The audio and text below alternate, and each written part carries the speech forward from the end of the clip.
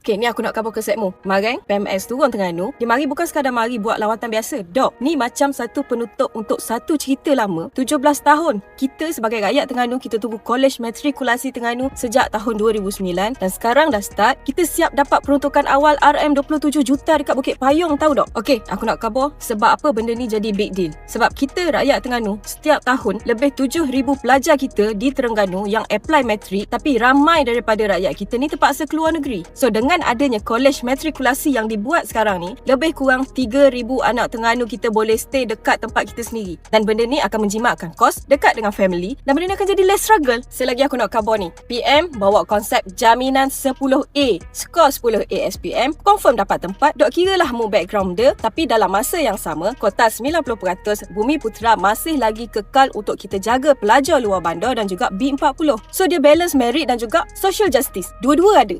Benda ni, dia tak berhenti sini je. Kalau saya mau nak tahu, PMX, dia ada umum RM60 juta untuk kita basmi miskin tegar dengan kita baiki rumah plus kita bantu ekonomi. Dan kalau saya mau nak tahu, PMX juga umum RM1.8 juta untuk kita bina sekolah tahfiz dan juga pondok.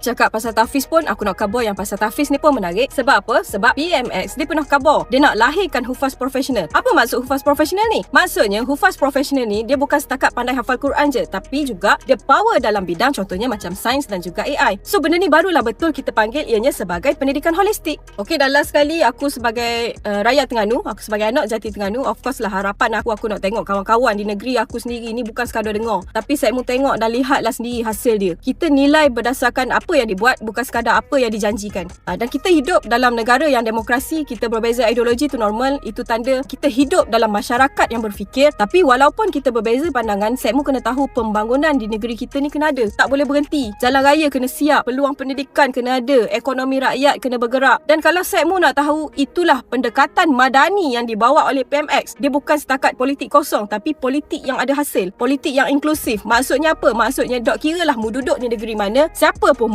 semua berhak untuk dapat pembangunan. Dan politik yang dibawa oleh PMX juga praktikal. Dia bukan sekadar ada idea yang cantik atas kertas, tapi boleh dilaksanakan. Dan benda ni actually deliver. Rakyat boleh nampak dan rakyat boleh rasa. Dan akhirnya, kita bukan nak menang hujah semata-mata, tapi kita nak menang untuk masa depan, kita nak menang untuk rakyat kita dan kita nak menang untuk semua.